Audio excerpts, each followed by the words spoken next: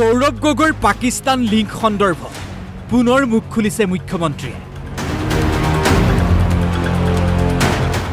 পাকিস্তানলৈ গৈ কাক লগ পালে কি কৰিলে ভাৰত চৰকাৰক জনাইছিল নে প্ৰশ্ন মুখ্যমন্ত্ৰীৰ। পাকিস্তানত এবাৰ হল দুবাৰ গল যোৱা বুলিতো নিজে স্বীকাৰ কৰিলে না।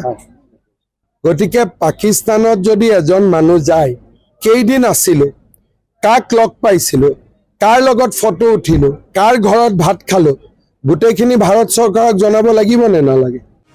মুখ্যমন্ত্ৰীৰ মতে পাকিস্তানলৈ যোৱা মানে পাকিস্তানৰ ব্লেকমেইলিঙৰ শিকাৰ হোৱা। মই যদি আজি 10 দিন পাকিস্তান যাওঁ, কিজানি পাকিস্তানত মই কি কামত গলো, কোনে মোক ৰিচিভ কৰিলে, কাৰ লগত থাকিলো। যদি মই দুদিনো পাকিস্তানত যাওঁ, জীৱন ভৰ মই পাকিস্তানৰ ব্লেকমেইলিঙত থাকিম। পাকিস্তানে যি কয় তাকে শুনিব লাগিব, নহলে কম ফটোখন ৰিলিজ কৰি দিম, ভিডিঅ' ৰিলিজ কৰি দিম, তেতিয়া কি হ'ব?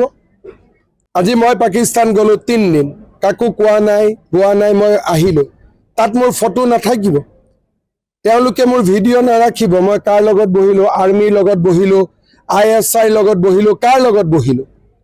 তাৰপিছত কি ক'ব যে তুমি অসমৰ মুখ্যমন্ত্ৰী বা প্ৰধানমন্ত্ৰী বা আমি যি কম তাৰ মতে তুমি চলি থাকিব লাগিব। সেইটোতো আৰু ডেঞ্জাৰাছ। উল্লেখযোগ্য যে বিয়াৰ পূৰ্বে গৌৰৱ গগৈয়ে প্ৰেয়সীক লগ কৰিবলৈ পাকিস্তানলৈ যোৱা বুলি চৰ্চা চলিছে। মুখ্যমন্ত্ৰীৰ প্ৰশ্ন, বিয়াৰ লগত পাকিস্তানৰ কি সম্পৰ্ক? বিয়া পাতি মানুহ পাকিস্তান যায় নেকি?